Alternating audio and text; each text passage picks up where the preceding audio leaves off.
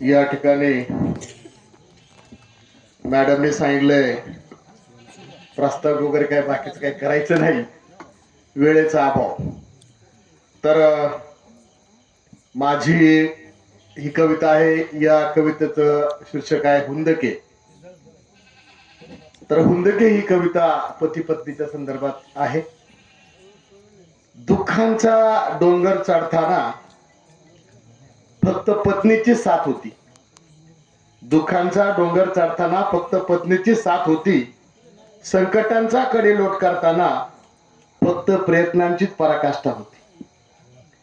दारिद्र्याचे काटे काढताना बोटे रक्तभांबाळ तिची झाली होती. दारिद्र्याचे काटे काढताना बोटे रक्तभांबाळ तिची झाली होती. आयुष्याची वाट चढताना आसुरूंनी तिची ओटी भरली होती. उपाशी पोटी झोपताना पाण्यानेच मैत्री केली होती. उपाशी पोटी झोपताना पाण्यानेच मैत्री केली होती. दुःखाचे हुंदके देताना दिव्यानेच साथ दिली होती. बसलो होतो एकांत तेव्हा कुणी नव्हते मदतीला. बसलो होतो एकांत तेव्हा कुणी नव्हतं मदतीला. बसलो होतो दुःखात तेव्हा तीच तर होती संगतीला. बसलो होतो दुःखात तेव्हा तीच तर होती संगतीला. आयुष्याचे गणित मांडताना चढ आणि उतारच पाहत होतो. आयुष्याचे गणित मांडताना चढ आणि उतारच पाहत होतो. दुःखाचे पाडे मोजताना कड आणि किनारा चुकवतो.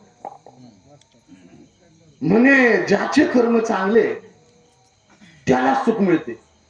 म्हणे ज्याचे कर्म चांगले त्याला सुख मिळते.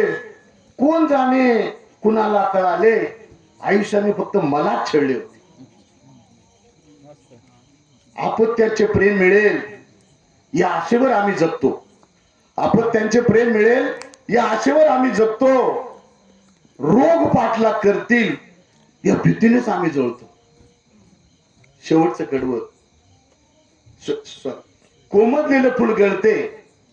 कोमधलेले फुल गळते ही भीतीच असते मनाची. म्हातारपण कसे असते हे विसरलोच होतं आम्ही मागाशी. आणि शेवटचं कडवं जग हे सोडायचे सर्व. जग हे सोडायचे सर्व या विचारात मी बंदिस्त होतो. आठवत होतो जीवनाचे पर्व. सर्व काही मी हरवून बसलो. सर्व काही मी हरवून बसलो.